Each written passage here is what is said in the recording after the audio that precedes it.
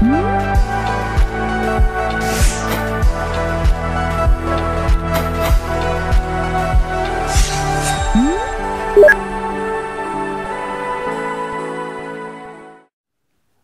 안녕하십니까. 자, 우리가 드디어 이제 4차시 비즈니스 리스크 관리 내용에 들어갑니다. 자, 이제 우리가 드디어 이제 ESG 경영 얘기를 갖다 하게 되는데, 여러분들이 현재 공부하고 있는 ESG 경영과 우리가 현재 검토하고 있는 리스크 관리 활동이 어떻게 연결되는지, 이 내용을 우리가 이제 검토를 하면서 비즈니스 리스크 관리의 대단원을 갖다가 정리하게 될 것 같아요. 그래서 오늘 4차시 비즈니스 리스크 관리 내용은 ESG 경영과 GRC 전략에 대한 전반적인 오버뷰를 갖다가 하고, 좀 이따 보시면 알겠지만 그동안에 검토했던 많은 내용들이 이미 녹아들어가 있고요. 또 오늘 검토하게 될 토픽 2와 3에서 검토하게 될 거버넌스와 컴플라이언스의 내용을 미리 소개를 하는 그런 내용까지가 포함이 되어 있다고 하는 걸 말씀을 드립니다. 자, 그래서 그동안에 우리가 검토했던 비즈니스 리스크와 리스크 관리 1차시, 다음에 체계적 리스크 관리는 다분히 기술적이고 마이크로한 그런 내용이었다고 할 것 같으면 3차시는 오늘 현재 대표적인 리스크 관리 패러다임으로서 ERM의 중요성, 보다 구체적인 전략의 중요성과 문화의 중요성을 얘기를 했고, 우리가 궁극적으로 공부를 하게 된 ESG 경영과 리스크 관리가 어떻게 접목이 돼야 마땅한지, 또 새로운 패러다임의 리스크 관리로서 제가 강조를 하고 있는 GRC 전략의 구체적인 내용은 뭔지 요거를 검토를 하도록 하겠습니다. 여기 나와 있는 그 슬라이드는 벌써 몇 년이 됐는데요. 그러니까 2020년이군요. 기억을 하는데, 우리가 코로나 사태를 겪으면서 많이 나왔던 그러한 화두 중에 하나가 바로 이제 ESG 얘기죠. 그래서 그런 내용을 여러분들이 지금 이제 공부를 하고 있고, 그래서 모 경제 일간지의 프론트 페이지인데 코로나 시대의 생존 키워드로서 ESG 경영 얘기를 갖다가 강조를 하고 있습니다. 그래서 벌써 이제 한 2년 가까이 흘렀음에도 불구하고 여전히 경영계의 화두가 되고 있는 게 바로 이제 ESG 경영이죠. 잘 아시겠지만 Environmental, Social Responsibility, Governance의 중요성을 강조를 하고 있는 거고요. 제가 리스크 관리 전공자로서 그동안 여러분들하고 같이 이제 공부를 하고, 다음에 새로운 패러다임의 리스크 관리로서 강조를 하고 있는 게 바로 이 GRC입니다. GRC의 G는 ESG의 G와 이제 일치를 하죠. 조직과 비즈니스의 의사 결정 구조인 거버넌스. 그래서 그만큼 이 거버넌스가 중요하다고 하는 걸 대변하고 있는 것 같고요.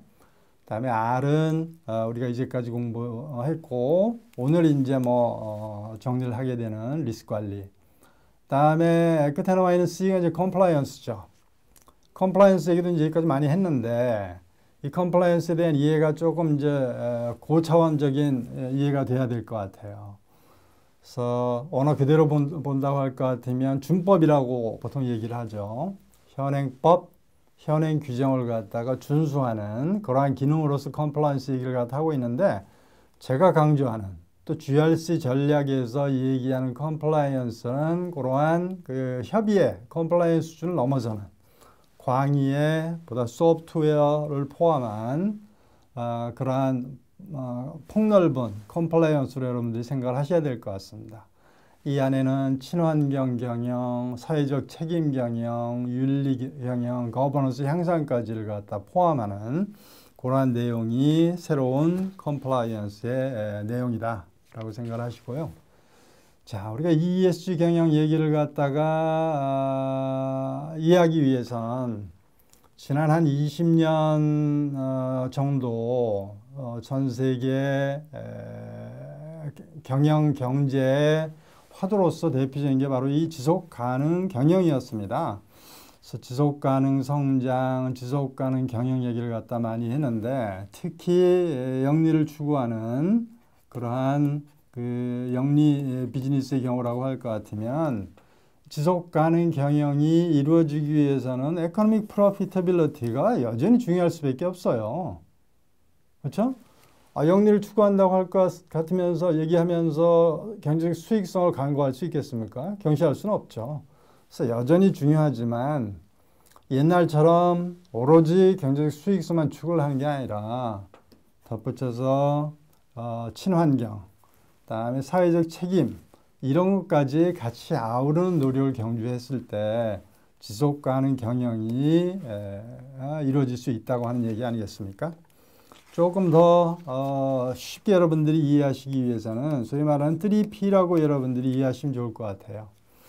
그래서 Economic Profitability의 P, 그다음에 지구와 환경을 갖다 얘기한다고 하는 차원의 Planet, 사회적 책임 차원에서의 people, 이렇게 3P로서 지속 가능 경영을 갖다가 이해를 하시면 좋을 것 같아.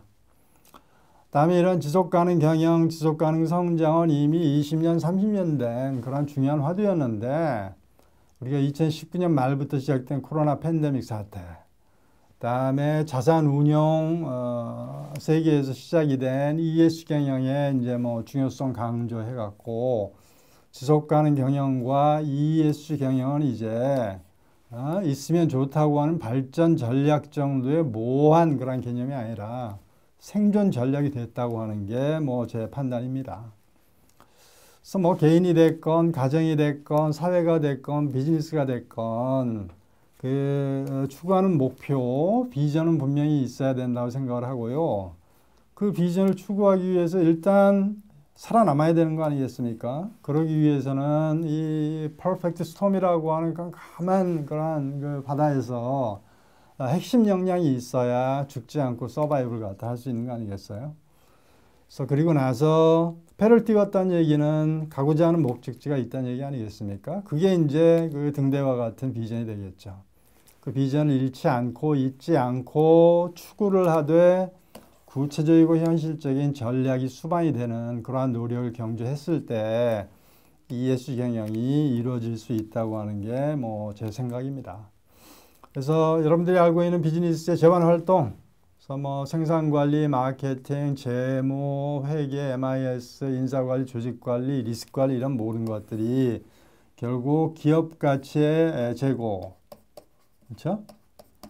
그래서 조직의 가치를 갖다 제고하는 그러한 목표에 부합해야 마땅한데 우리가 현재 얘기하고 있는 리스크 관리에 충실했을 때, 그렇죠? 기업 가치를 제고할 수 있고 사회에서 요구하는 친환경, 그다음에 사회적 책임 경영까지 포함을 시켰을 때 지속 가능 경영이 가능해지지 않겠냐 하는 게 포인트죠. 자, 그래서 여러분들의 기억력을 갖다가 되살린다고 하는 차원에서 그 ISO 31000의 리스크 관리 절차를 갖다 다시 보여드리고 있는데요. 기억나시죠? 그래서 리스크를 파악하고 분석하고 관리를 하고 그다음에 모니터링하고 보고하는 그러한 절차로서 이루어지는 게 ISO 31000의 체계적 리스크 관리 절차였는데 첫 번째 스텝이 바로 컨텍스트 설정입니다. 우리가 3차 시에서도 이제 검토한 바가 있는데 중요하기 때문에 또 강조를 하는 겁니다. 컨텍스트는 텍스트를 제대로 이해하기 위한 일체 정보라고 여러분들이 컨텍스트를 갖다 이해를 하셔야 되고요. 바로 이러한 차원에서 제가 굳이 우리말로 번역을 않고 원어를 갖다 쓰는 겁니다. 그래서 어떤 비즈니스의 모델 한번 볼까요? 어떤 조직이나 비즈니스의 목표가 있을 것이고 구성원으로서 이해관계자의 기대에 부응하는 핵심 프로세스, 핵심 업무를 갖다 수행을 해야 마땅하겠죠.